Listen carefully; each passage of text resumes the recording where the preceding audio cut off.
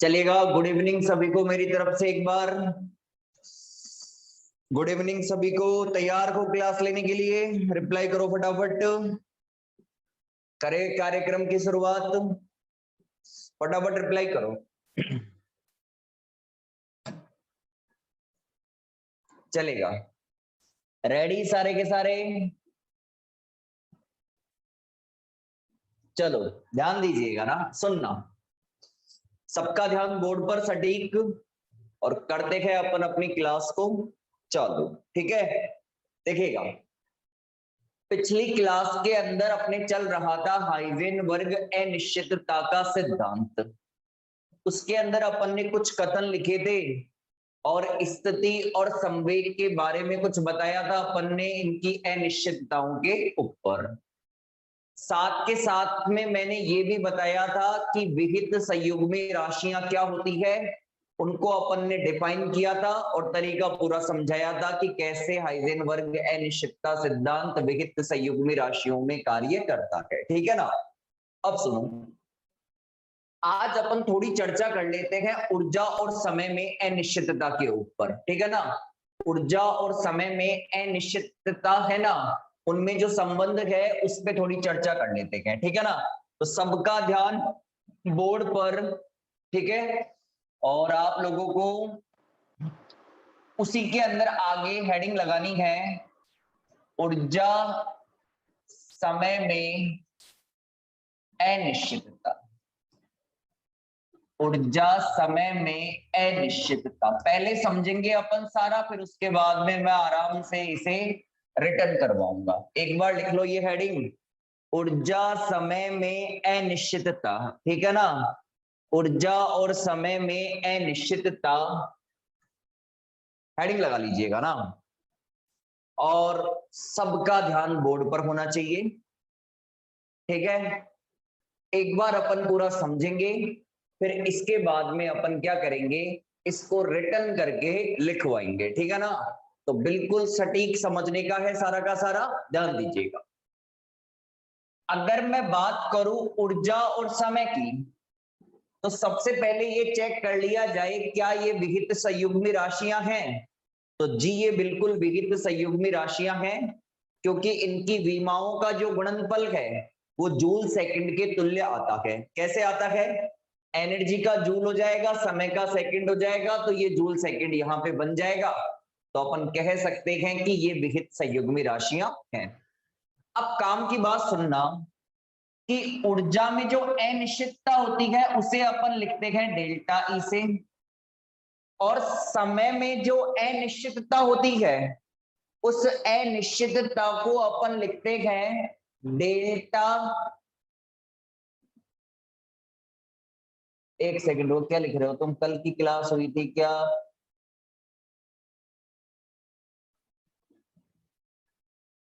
हाँ कल क्लास हुई थी ना, हुई भी थी, मैंने डाल भी दी थी क्लास पूरी की पूरी, 1.5 घंटे की क्लास हुई थी। सॉरी, अरे नहीं नहीं, कल शाम को कोई क्लास नहीं हुई थी, है ना। ठीक है ना, कल सुबह हुई थी, है ना। चलो, शाम को तुम्हारी क्लास नहीं हुई थी। क्लास तो हुई थी, लेकिन वो मैंने सेकेंड ईयर की रख दी थी 5:30 से लेके 7:15 बजे तक। ठीक है ना। तो तुम्हारी जगह सेकेंड ईयर का रख दिया था मैंने ना। ठीक है ना, क्योंकि तुम भी जानते हो सेकेंड ईयर का सिलेबस तुमसे भी थोड़ा लेंथी है। चलो अब ध्यान दो, ऊर्जा में अनिश्चितता डेल्टा ई। अब केवल बोर्ड पे ध्यान दो ना, बार बार मैसेज करोगे तो मुझे नीचे यहाँ पे आना पड़ता है देखने के लिए।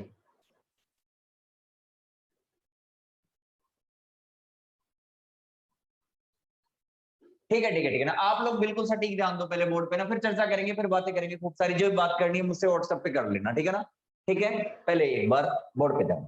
ठीक है, ऊर्जा में अनिश्चितता को लिखते हैं अपन डेल्टा ई से, समय में अनिश्चितता को लिखते हैं अपन डेल्टा टी से, और इन दोनों का जो गुणनफल है उसका मान h कट बाई 2 के बराबर या इससे ज्यादा आना चाहिए।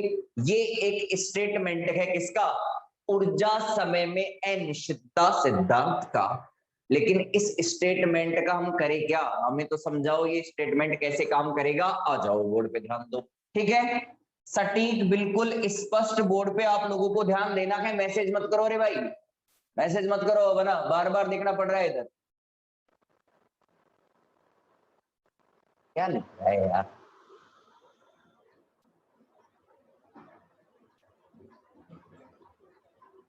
अरे भाई पहले मैं पढ़ा लूंगा ना, फिर चर्चा करूंगा, ठीक है ना। एक मैसेज कर रहा है, I am your new student, तो प्लीज मेरा नाम लो। हाँ भाई, एक नया स्टूडेंट है, उसका नाम निहाल है, तो उसका नाम ले लेता हूं मैं, निहाल। एक बार और लू, निहाल। एक बार और लू, निहाल। अब कुछ राजी, अब पढ़ ले, ध्यान दे बोर्ड पे ना, ठीक है।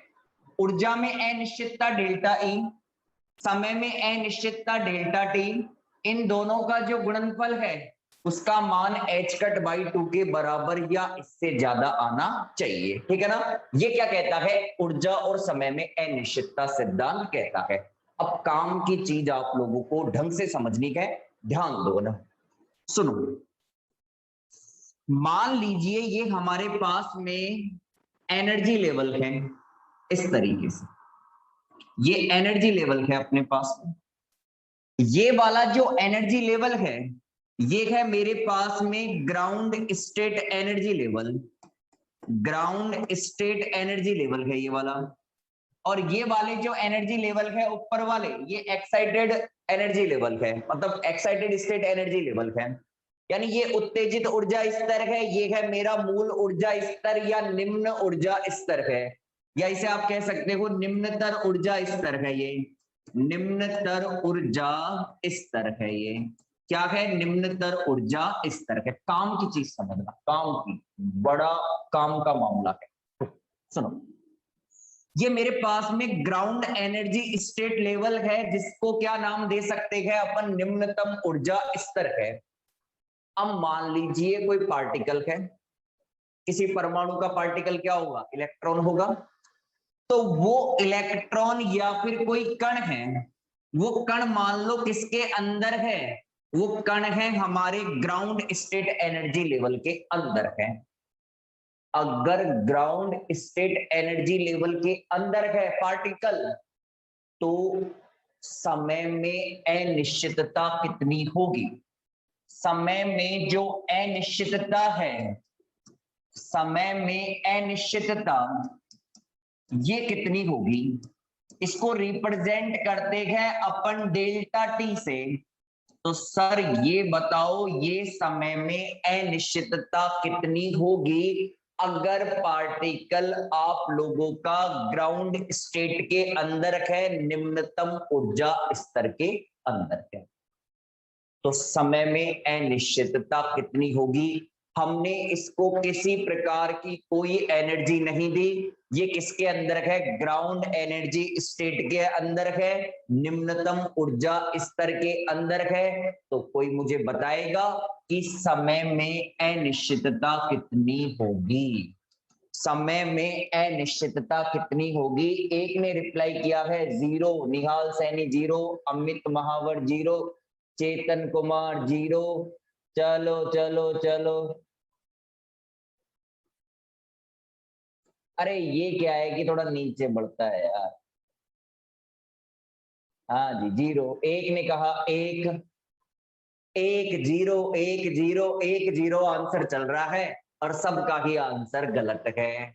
अब सुनो कैसे है गलत, और ढंग से समझना, बात छोटी सी है, अपन लाइन में भी लिखवा देते हैं कि मूल ऊर्जा स्तर में, निम्नतम ऊर्जा स्तर में इलेक्ट्रॉन की समय में अनिश्चितता या कण की समय में अनिश्चितता इतनी होगी जितनी मैं बताऊंगा अभी। तो ये समय में अनिश्चितता क्या होती है, अनंत होती है। अब ये सर अनंत कैसे होती है, हमें समझ में नहीं आया, तो ध्यान दो, ये समय में अनिश्चितता अनंत कैसे होती है। देखो, अगर आपका पार्टिकल लोअर एनर्जी स्टेट के अंदर है, ग्राउंड स्टेट के अंदर है, तो हम जानते हैं कि कोई भी पार्टिकल कहां रहना चाहता है, ग्राउंड स्टेट के अंदर रहना चाहता है। किसके अंदर रहना चाहता है, ग्राउंड स्टेट के अंदर रहना चाहता है। तो अगर कोई पार्टिकल जिसको किसी प्रकार की कोई एनर्जी नहीं दी गई, तो वो किसके अंदर रहेगा, सर वो रहेगा ग्राउंड स्टेट के अंदर, निम्नतम ऊर्जा स्तर के अंदर। इसका क्या मतलब हुआ, इसका मतलब ये हुआ कि ये t बराबर 1 सेकंड में भी यहीं पे होगा, t बराबर 2 सेकंड में भी यहीं पे होगा, t बराबर 3 सेकंड में भी यहीं पे होगा, 4 सेकंड में भी यहीं पे होगा, 5 सेकंड में भी यहीं पे होगा, 6, 10, 20, 10, 100, 1000, लाख, 10 लाख, करोड़, 10 करोड़। हर टाइम पर ये पार्टिकल कहां पे होगा? ये पार्टिकल होगा कहां पे? इस ग्राउंड एनर्जी स्टेट के अंदर होगा। यानी अपन कह सकते हैं 0 से लेके इंफिनिटी टाइम में ये पार्टिकल कहां पे होगा? सर ये पार्टिकल ग्राउंड एनर्जी स्टेट के अंदर ही होगा। जब तक मैं इसे कोई एनर्जी नहीं दूंगा तब तक ये किसके अंदर होगा? ग्राउंड एनर्जी स्टेट के अंदर होगा। अगर ये ग्राउंड एनर्जी स्टेट के अंदर हो गया तो समय में अनिश्चितता कितनी हो जाएगी? समय में अनिश्चितता अनंत हो जाएगी। कितनी हो जाएगी? अनंत हो जाएगी। अब समय में अनिश्चितता अनंत हो गई तो हम तो ये जानते हैं ना, delta E dot delta T greater than equal to होता है एच कट बाई 2। इसको मैं ऐसे भी बोल सकता हूं, delta E dot delta T लगभग बराबर किसके? एच कट बाई 2 के। और यहां से कह सकता हूं delta E equal to H cut upon 2 delta T. और जब मैं डेल्टा टी का मान इंफिनिटी रखूंगा तो डेल्टा ई का मान कितना आ गया रे? डेल्टा ई का मान आ गया 0। इसका मतलब क्या हुआ? ऊर्जा में अनिश्चितता 0। यानी मान कैसा है? फिक्स है। मान कैसा है? फिक्स है। ऊर्जा में अनिश्चितता कितनी मिली अपन को? 0। इसका मतलब मान कैसा है? फिक्स है। अगर मान फिक्स है तो मैं एक लाइन बोल रहा हूं, सुनना। और वो लाइन क्या है कि जब भी पार्टिकल आपका निम्नतम ऊर्जा स्तर में होगा तो उस कंडीशन के अंदर ऊर्जा में अनिश्चितता कितनी होगी? 0 होगी। अगर ऊर्जा में अनिश्चितता 0 है तो मैं ऐसे भी तो कह सकता हूं, अगर पार्टिकल कहां पे है? ग्राउंड एनर्जी स्टेट के अंदर है तो उसकी ऊर्जा का मापन अति शुद्धता से किया जा सकता है। यानी उसकी एनर्जी का मेजरमेंट बिल्कुल सटीक किया जा सकता है, बिल्कुल एक्यूरेट किया जा सकता है। क्या ये बात समझ में आई? एक बार रिप्लाई करके बताओ। क्या ये बात समझ में आई? एक बार रिप्लाई करके बताओ कि ये बात समझ में आई। एक बार रिप्लाई करके बताओ। दोसा में बारिश तो हो जाने तो क्या काम है, अभी कुछ नहीं लिखवाया। ठीक है, आ गई, आ गई ना? चलो चलो एक बार और वापस समझा, वापस बताना है। ठीक है, एक बार और रिपीट कर देता। सुनो मेरी बात, सुनना। ये मैंने किसी परमाणु के क्या बना दिए? एनर्जी लेवल बना दिए। ये हो गया मेरे पास में ग्राउंड एनर्जी स्टेट। ये पहला ऊर्जा स्तर हो जाएगा, ये दूसरा हो जाएगा, ये तीसरा हो जाएगा। इससे मुझे कोई काम नहीं है। मैंने क्या कहा कि आपका जो पार्टिकल है वो किसके अंदर है? ग्राउंड एनर्जी स्टेट के अंदर है। अब कोई भी पार्टिकल कहां रहना पसंद करता है? सर ग्राउंड एनर्जी स्टेट के अंदर रहना पसंद करता है। जब तक उसे अपन बाहर से एनर्जी नहीं देंगे तब तक वो कहां पे रहेगा? ग्राउंड एनर्जी स्टेट के अंदर रहेगा। तो मैंने कहा कि t बराबर 1 सेकेंड में पार्टिकल कहां है? तो आपने कहा ग्राउंड एनर्जी स्टेट के अंदर है। मैंने कहा t बराबर 2 सेकेंड में कहां है? आपने कहा ग्राउंड के अंदर है। मैंने कहा 3 पे भी कहां है? ग्राउंड पे। 4 पे भी ग्राउंड पे, 5 पे भी ग्राउंड पे, 6 पे भी ग्राउंड पे, 7 पे भी ग्राउंड पे है, 10 पे भी ग्राउंड पे है। तो 0 से लेके अनंत समय तक वो कहां पे रहेगा? सर ये तो रहेगा ग्राउंड एनर्जी स्टेट के अंदर। इसका मतलब समय में अनिश्चितता कितनी हो गई? अनंत हो गई। यानी पार्टिकल का जो आयु काल है ना, यहाँ पे अनिश्चितता का मतलब क्या है बताऊं? पार्टिकल का आयु काल, उसका जो लाइफ टाइम है वो इस एनर्जी स्टेट के अंदर कितना है? अनंत है। कितना है? अनंत है। यानी पार्टिकल का जो लाइफ टाइम है, आयु काल है, वो इस निम्नतम ऊर्जा स्तर में कितना है? अनंत है। उसे अपन समय में अनिश्चितता के रूप में लिखेंगे। तो डेल्टा टी का मान क्या लिख दिया मैंने? इंफिनिटी के बराबर कर दिया। अब हमारे पास में फॉर्मूला ये होता है, ठीक है ना? इस डेल्टा टी को नीचे लिया है, अब यहाँ पे डेल्टा टी का मान जैसे ही मैंने इंफिनिटी रखा तो डेल्टा ई का मान क्या आ गया, 0।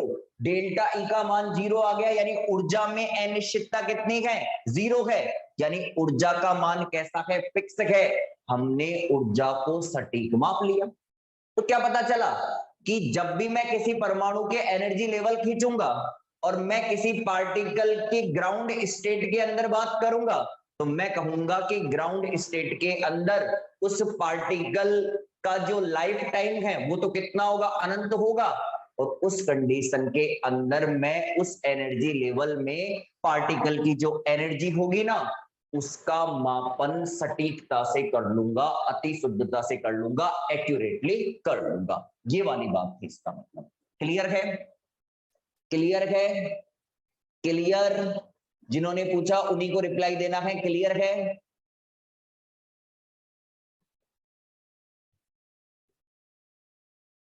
ठीक है, चलो चलो।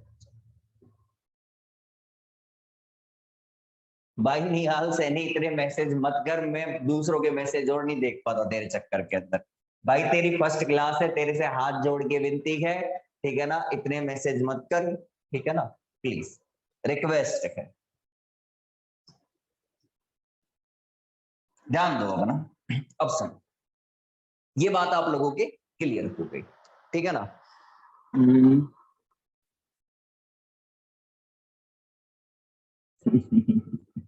चलो ना, ठीक है, पढ़ने दो ना उसे भी, है ना। चलो अब मेरी बात सुनो, ये बात आप लोगों की क्लियर, ठीक है ना। अब ये बात क्लियर हो गई तो पहले अपन इसको लिख ले, या फिर थोड़ा और आगे बता देते हैं ना, फिर रिटर्न करवा देंगे ना। ठीक है, अब देखो, ये है मेरा एनर्जी लेवल, ये है मेरा एक्साइटेड एनर्जी लेवल यानी उत्तेजित ऊर्जा स्तर है, और ये है मेरा मूल ऊर्जा स्तर, ठीक है। अब मान लो पार्टिकल को एनर्जी मिल गई, पार्टिकल को एनर्जी मिल गई तो वो कहां पे जाएगा सर, वो एक्साइटेड स्टेट के अंदर जाएगा। ये लो पार्टिकल चला गया एक्साइटेड स्टेट के अंदर, और आपको लेसर के अंदर बताया था हमने कि यहाँ पे इलेक्ट्रॉन के रुकने का जो टाइम होता है वो कितना होता है, 10 की घात माइनस का 8 सेकेंड। यानी एक्साइटेड स्टेट के अंदर इलेक्ट्रॉन के रुकने का जो समय है वो कितना है, 10 की घात माइनस का 8 सेकेंड। यानी इलेक्ट्रॉन का आयु काल एक्साइटेड स्टेट के अंदर कितना हो गया, 10 की घात माइनस 8 सेकेंड। तो मैं डेल्टा टी बराबर क्या कहूंगा, 10 की घात माइनस का 8 सेकेंड। और यहां से delta E dot delta T बराबर क्या होता है, एच कट बाई 2। अगर मैं इधर मान रखूंगा तो ये आ जाएगा मेरे पास में डेल्टा ई बराबर कितना आ गया, H cut upon 2 delta T आ गया। तो डेल्टा ई एच कट का मान कितना होता है, 1.054 इंटू 10 की पावर माइनस 34 2, और डेल्टा टी का मान कितना है, 10 की घात माइनस का 8 सेकेंड। तो यहां से मैं कैलकुलेट कर सकता हूं क्या, ऊर्जा में अनिश्चितता को कैलकुलेट कर सकता हूं। किसको कैलकुलेट कर सकता हूं, को कैलकुलेट कर सकता हूं। क्लियर है। एक्साइटेड स्टेट के अंदर जो इलेक्ट्रॉन है उसका आयु काल होता है 10 की घात माइनस 8 सेकेंड। मूल ऊर्जा स्तर में इलेक्ट्रॉन का आयु काल होता है अनंत। अगर अनंत आयु काल है तो ऊर्जा में अनिश्चितता 0 आती है, जिसका मतलब ये है कि मूल ऊर्जा स्तर में जब इलेक्ट्रॉन उपस्थित है तो उसकी एनर्जी को मैं एक्यूरेट माप लूंगा, ठीक है ना। दूसरी बात, जब इलेक्ट्रॉन एक्साइटेड स्टेट के अंदर है तो उसके रुकने का टाइम इंटरवल कितना हो गया, 10 की घात माइनस 8 सेकेंड। तो यानी डेल्टा टी का मान कितना हो गया, 10 की घात माइनस 8 सेकेंड। और यहां से अपन क्या कैलकुलेट कर सकते हैं, एनर्जी के अंदर अनसर्टेनिटी अपन फाइंड आउट कर सकते हैं, ठीक है ना। तो ये बात अपन लोगों ने यहाँ पे समझी है। अब मैं इसको आप लोगों को रिटर्न करवा देता हूं। तो आप लोग हेडिंग लगा लो, ऊर्जा व समय में अनिश्चितता ना, बैठ के लिखा हुआ है अपन, खड़े खड़े परेशान हो गए ना। ऊर्जा और समय में अनिश्चितता लिखो, ऊर्जा और समय में अनिश्चितता हेडिंग लगा ली होगी आप लोगों ने। अब इसके अंदर लिखना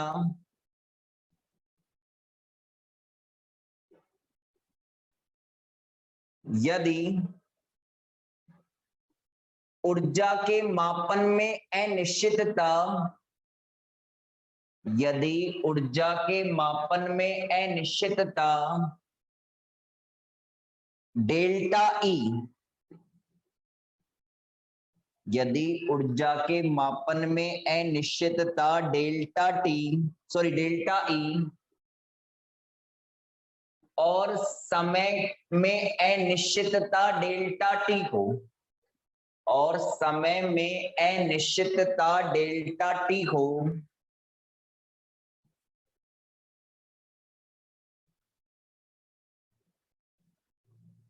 और समय में अनिश्चितता डेल्टा टी हो, तब लाइन चेंज करके लिखो delta E dot delta T greater than equal to H cut by 2। तब delta E dot delta T greater than equal to H cut by 2, H cut by 2। Line change करके लिखना, line change करके माना परमाणु में, माना परमाणु में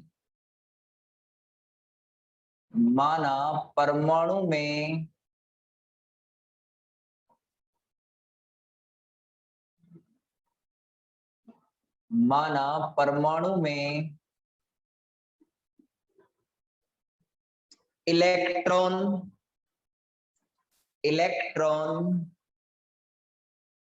किसी ऊर्जा स्तर में स्थित है, परमाणु में इलेक्ट्रॉन किसी ऊर्जा स्तर में स्थित है,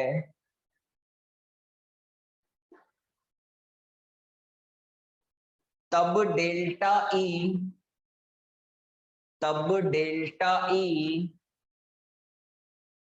उस ऊर्जा स्तर में, तब डेल्टा ई उस ऊर्जा स्तर में अनिश्चितता, तब डेल्टा ई उस ऊर्जा स्तर में अनिश्चितता तथा डेल्टा टी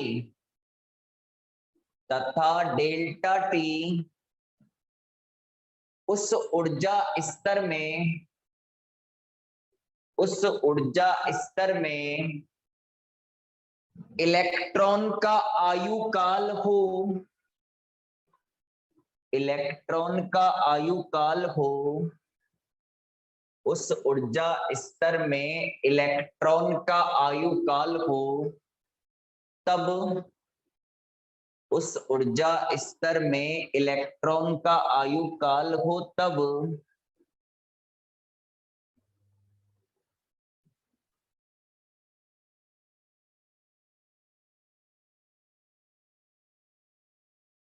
तब ये संबंध वापस लिख लो, delta E dot delta T greater than equal to H cut by 2।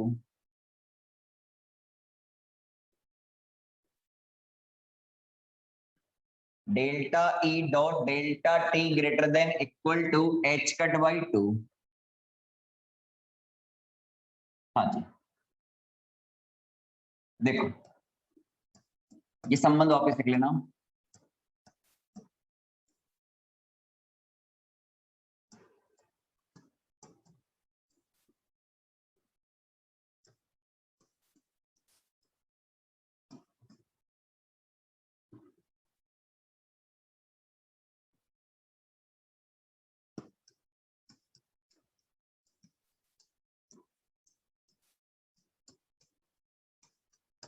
ध्यान दीजिएगा ना।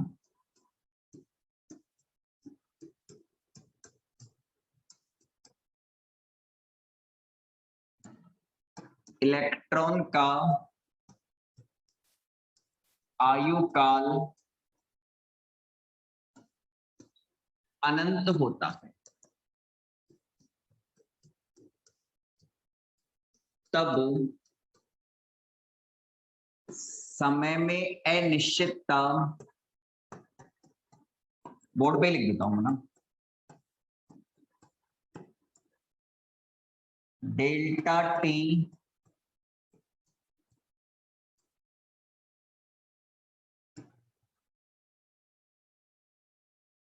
ठीक है।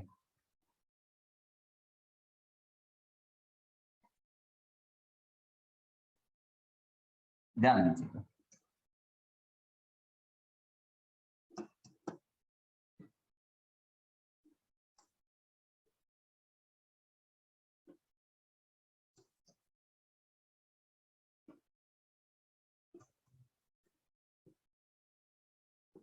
समीकरण 1 से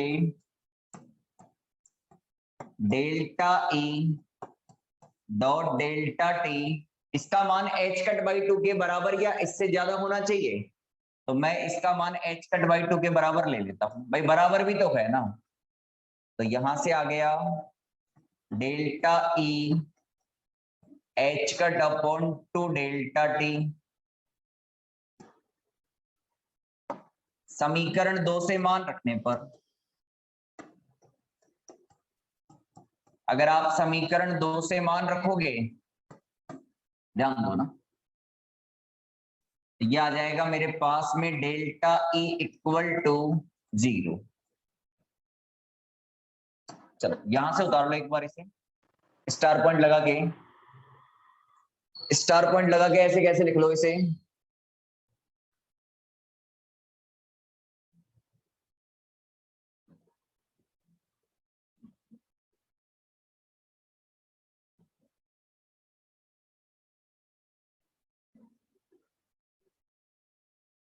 स्टार पॉइंट लगा के। हाँ अभी ऑफलाइन वाले के अंदर ये ऊर्जा और समय में निश्चितता मैंने नहीं लिखवाई है ना, तो कोई ये मत सोचना कि उस वाले बैच के अंदर लिखवा देंगे है ना अलग से, ठीक है ना। हाँ जी।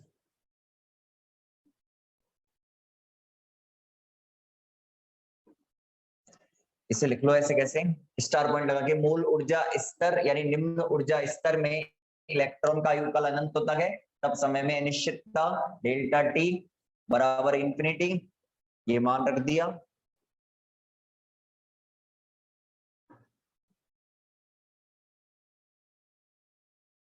लिख लो इसे,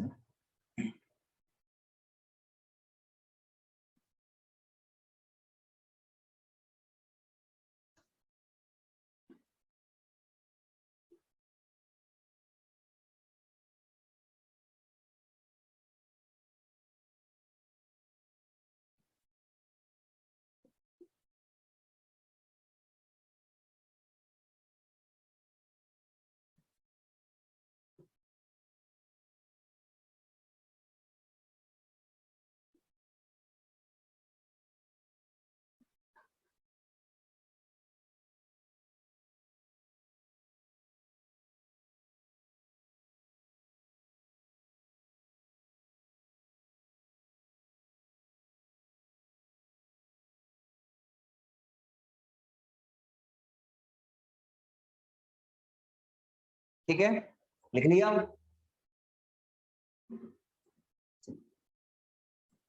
लिखो अब इसके आगे, लिखना इसके आगे, रिटर्न कर लिया इसे, अब लिखो, लिखना, लिखो।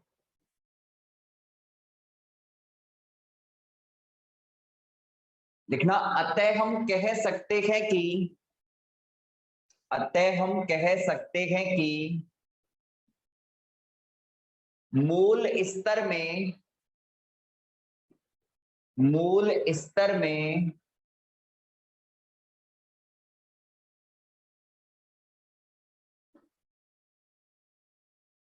मूल स्तर में ऊर्जा का मापन, मूल स्तर में ऊर्जा का मापन यथार्थता से,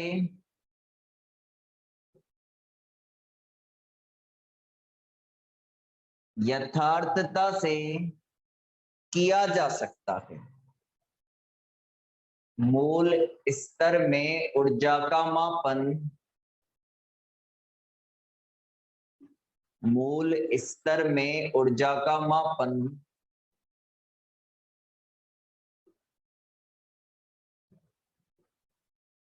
यथार्थता से किया जा सकता है। इसको ऐसे बोल सकते थे, मूल स्तर की ऊर्जा का मापन यथार्थता से किया जा सकता है, यानी सटीकता से किया जा सकता है। ठीक है, सटीकता से किया जा सकता है। ठीक है, अब आ जाओ, अब अपन बात करते हैं इसके आगे। देखना, देखो सेकंड स्टार पॉइंट लगा के परमाणु के उत्तेजित ऊर्जा स्तर में आयु काल 10⁻⁸ सेकंड होता है, तब ऊर्जा में अनिश्चितता की कोटि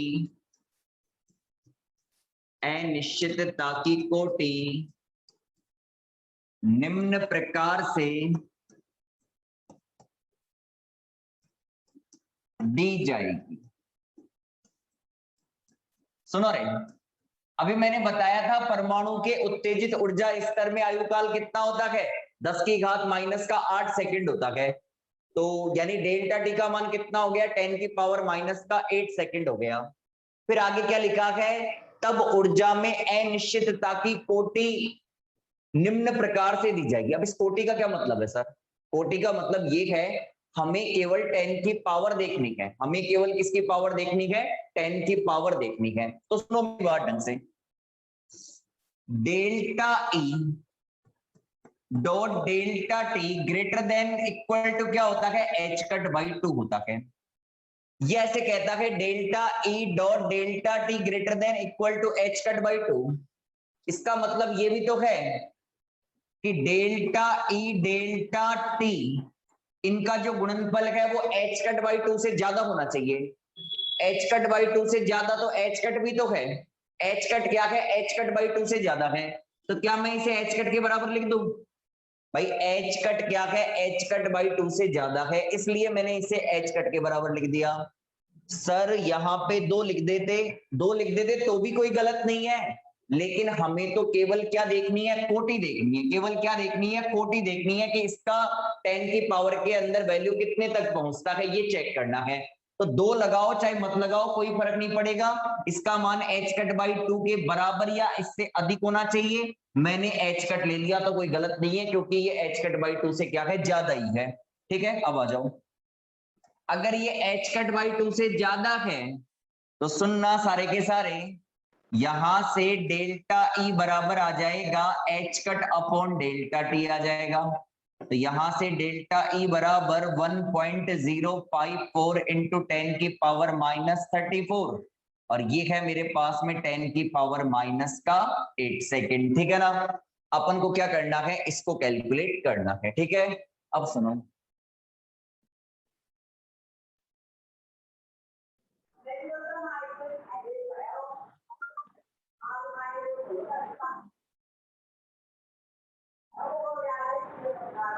Book your next holiday on Clear Trip to enjoy great prices and higher needs.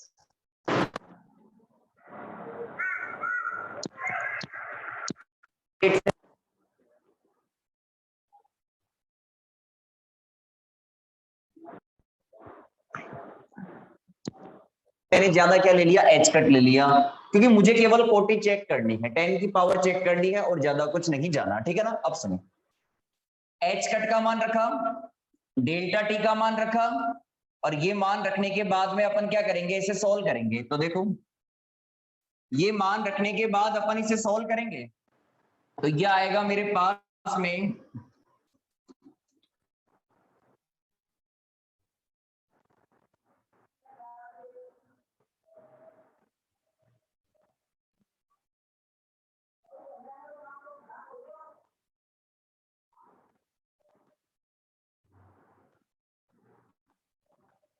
Upon 1.6 into 10 की पावर -19 इलेक्ट्रॉन वोल्ट। भाग लगा दो इसके अंदर इसका, तो ये आएगा मेरे पास में, इधर देखना सारे के सारे, ये आएगा अपने पास में delta E equal to 1.054 into 10 की पावर माइनस 26 बटा 1.6 इंटू 10 की पावर माइनस का 19 इलेक्ट्रॉन वोल्ट। और जब आप इसे सोल्व करोगे तो ये लगभग बराबर आएगा 6 गुणा 10 की घात माइनस का 8 इलेक्ट्रॉन वोल्ट। ये आएगी ऊर्जा में अनिश्चितता। चलो इसे उतार लो, इसे उतार लो भाई, है ना। सेकंड स्टार पॉइंट लगा के इसे कॉपी कर लो। ऐसे कैसे? सेकंड स्टार पॉइंट लगा के इसे कॉपी कर लो।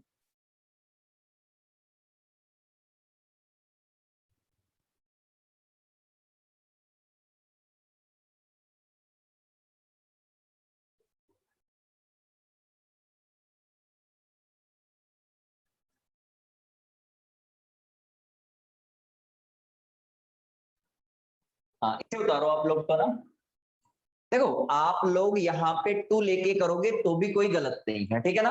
आप 2 लेके कर लो, आपका 1/4 नंबर भी नहीं कटेगा, ठीक है ना। लेकिन कई जगह हम क्या करते हैं, यहाँ पे कैलकुलेशन को आसान करने के लिए, गणना को आसान करने के लिए अपन यहाँ पे से 2 हटा देते हैं, ठीक है ना। क्योंकि हमें केवल कोई ज्यादा उसमें नहीं जाना, केवल हम 2 का भाग लगाएंगे इसके नीचे तो 3 आ जाएगा, और क्या होगा। अरे भाई जहां 6 आ रहा है उसकी जगह 3 आ जाएगा। अगर 2 का मैं भाग भी लगा दूंगा तो यहाँ पे ये जो 6 है इसकी जगह 3 आ जाएगा, ठीक है ना। लगभग 6 पॉइंट आता है ये 6.587, लेकिन आपके बुक के अंदर एक्यूरेट कर लगभग बराबर करके यही लिखा होगा, फिर इससे कोई फर्क नहीं पड़ने वाला, ठीक है। उतारो इसे, है ना, लिखो रे।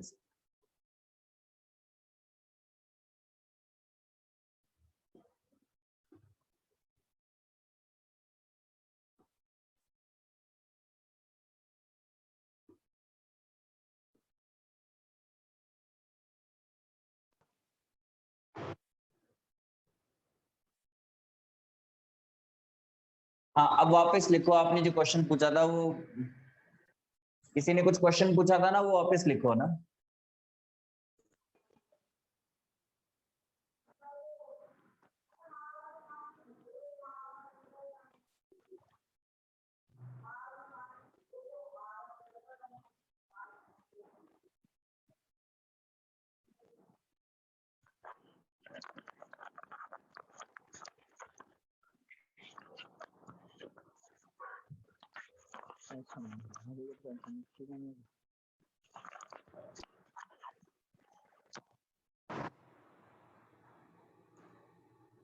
पूछो, मैं पढ़ता हूँ आपका क्वेश्चन।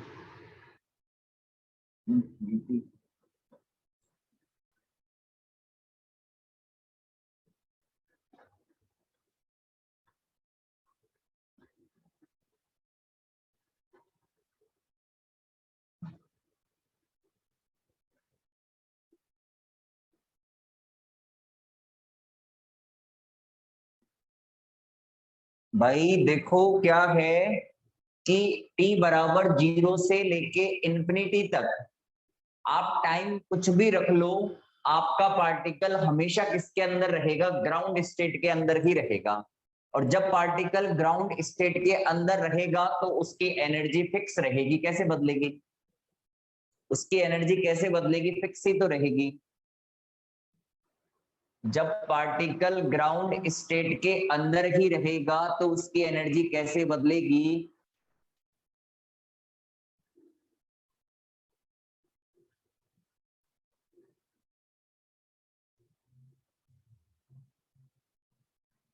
आप इसको इस तरीके से सोचो कि अगर पार्टिकल ग्राउंड स्टेट के अंदर है तो वो t बराबर 1 सेकेंड में भी वही होगा, 2 सेकेंड में भी वही होगा, 10 सेकेंड में भी वही होगा। यानी हर टाइम पर पार्टिकल ग्राउंड स्टेट के अंदर ही रहेगा। तो उसकी एनर्जी तो क्या हो गई, एक्यूरेट मेजर हो गई ना। उसकी एनर्जी तो एक्यूरेट ही मेजर होगी, उसका तो मान फिक्स आएगा, तो वो बदलेगी ही नहीं।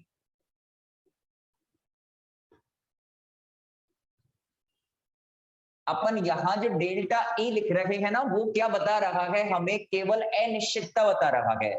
अगर अनिश्चितता 0 आ गई तो उसकी ऊर्जा का मापन अपन सटीकता से कर सकते हैं, यथार्थता से कर सकते हैं, एक्यूरेट माप सकते हैं।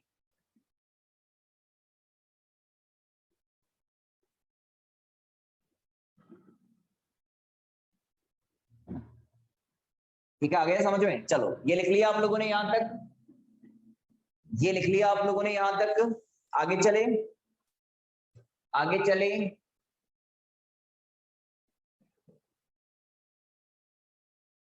चलो ठीक है, लिखो अब ना, यहां तक लिख लिया। अब इसके आगे हेडिंग लगाओ, हाइजेनबर्ग अनिश्चितता सिद्धांत के निष्कर्ष।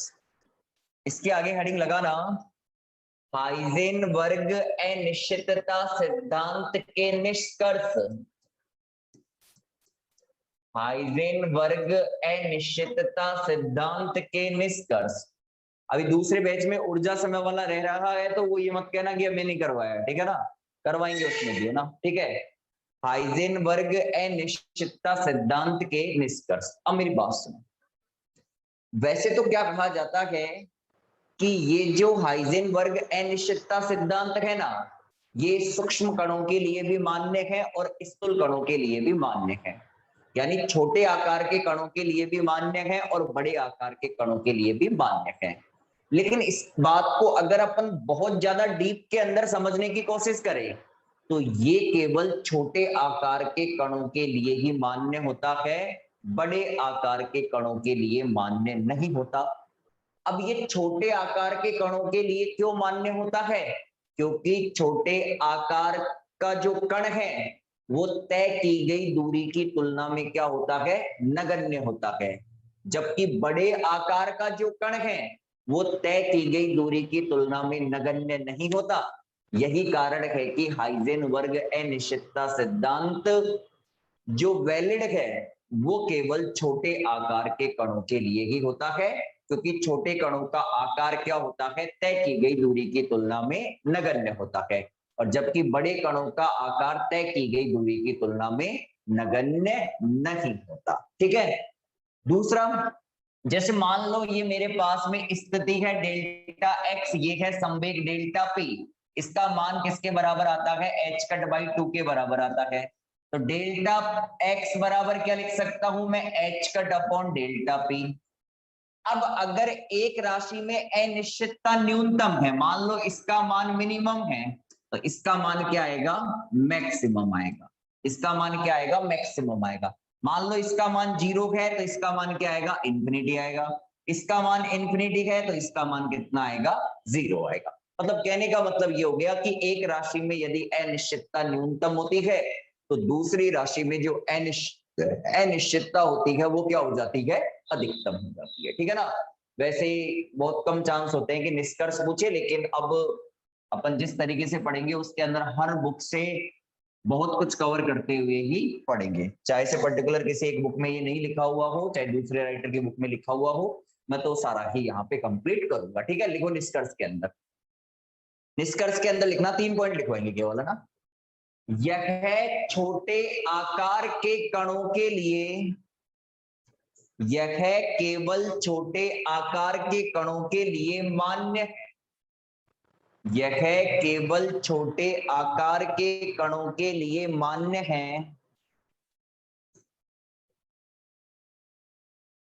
क्योंकि छोटे कणों का आकार,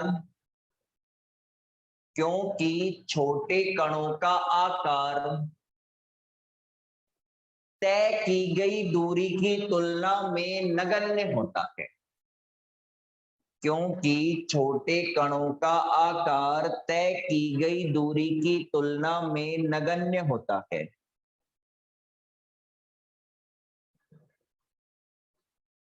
तय की गई दूरी की तुलना में नगण्य होता है।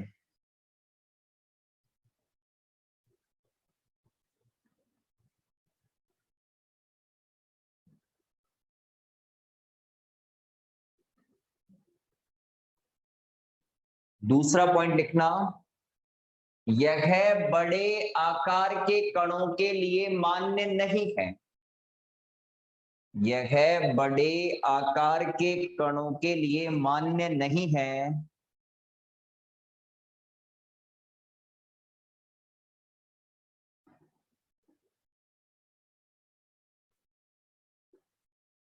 बड़े आकार के कणों के लिए मान्य नहीं है, क्योंकि इन कणों का आकार क्योंकि इन कणों का आकार तय की गई दूरी की तुलना में नगण्य नहीं होता। तय की गई दूरी की तुलना में नगण्य नहीं होता।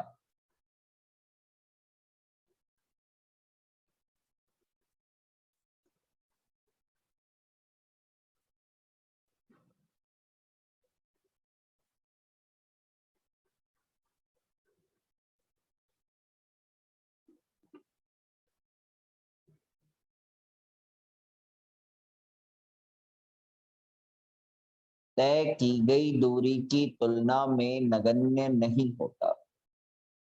तीसरा पॉइंट लिखना, यदि एक राशि में अनिश्चितता न्यूनतम हो,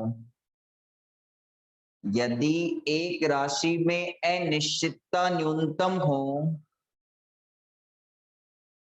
तो दूसरी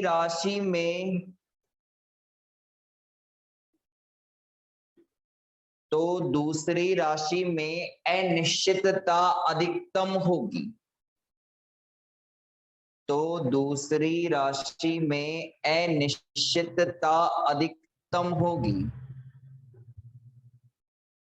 तो दूसरी राशि में अनिश्चितता अधिकतम होगी।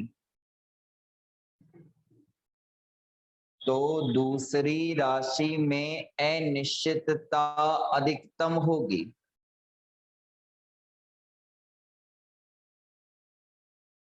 तो दूसरी राशि में अनिश्चितता अधिकतम होगी। चलो अगली हेडिंग लगाना, हाइजेनबर्ग अनिश्चितता सिद्धांत के अनुप्रयोग। हाइजेनबर्ग अनिश्चितता सिद्धांत के अनुप्रयोग, 4 अनुप्रयोग हैं, यानी 4 डेरिवेशन हैं।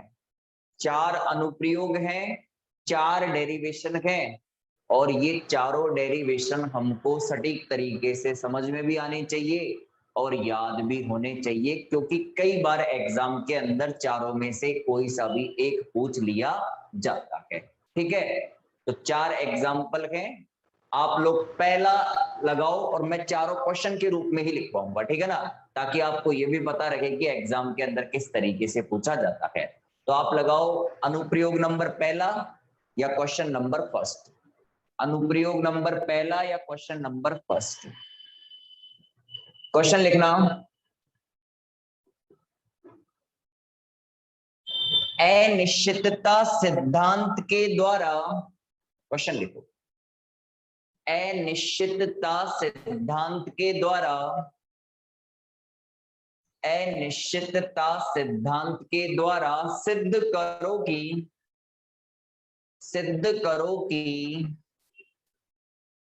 यदि इलेक्ट्रॉन नाभिक में उपस्थित है,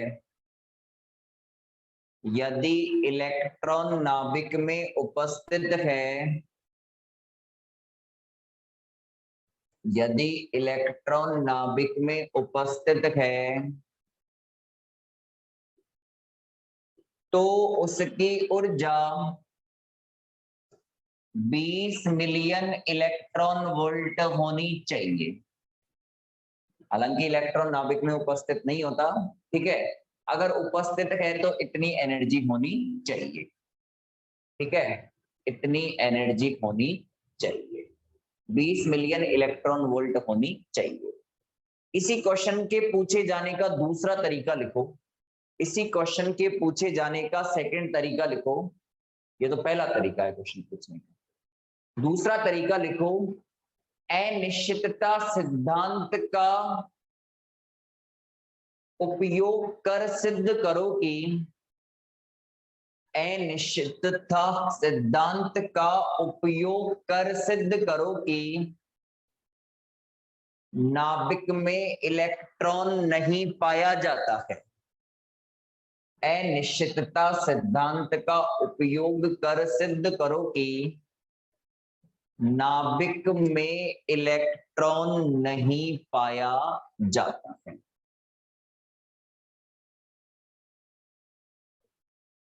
नाभिक में इलेक्ट्रॉन नहीं पाया जाता। ठीक है ना। ये क्या है, इसका पहला अनुप्रयोग है। अब अपन को क्या करना है, ये प्रूफ करना है कि यदि नाभिक में इलेक्ट्रॉन है तो एनर्जी कितनी होनी चाहिए, 20 मिलियन इलेक्ट्रॉन वोल्ट होनी चाहिए। जबकि होता नहीं है नाभिक के अंदर इलेक्ट्रॉन, साथ के साथ हमें ये प्रूफ करना है कि नाभिक के अंदर इलेक्ट्रॉन उपस्थित नहीं होता है। ठीक है ना। ये दोनों क्वेश्चन का सॉल्यूशन एक ही आंसर के अंदर आ जाता है। ठीक है ना। तो ये अपन को क्या करना है, यहाँ पे प्रूफ करना है। ठीक है। किसका उपयोग करके प्रूफ करना है, अपन को अनिश्चितता सिद्धांत का उपयोग करके क्या करना है, प्रूफ करना है। थोड़ा डेरिवेशन है, टाइम लगेगा, तो वो करेंगे अपन कल की क्लास के अंदर। तो आज के लिए इतना ही, इसके आगे करेंगे अपन नेक्स्ट क्लास के अंदर। ठीक है ना। चलो।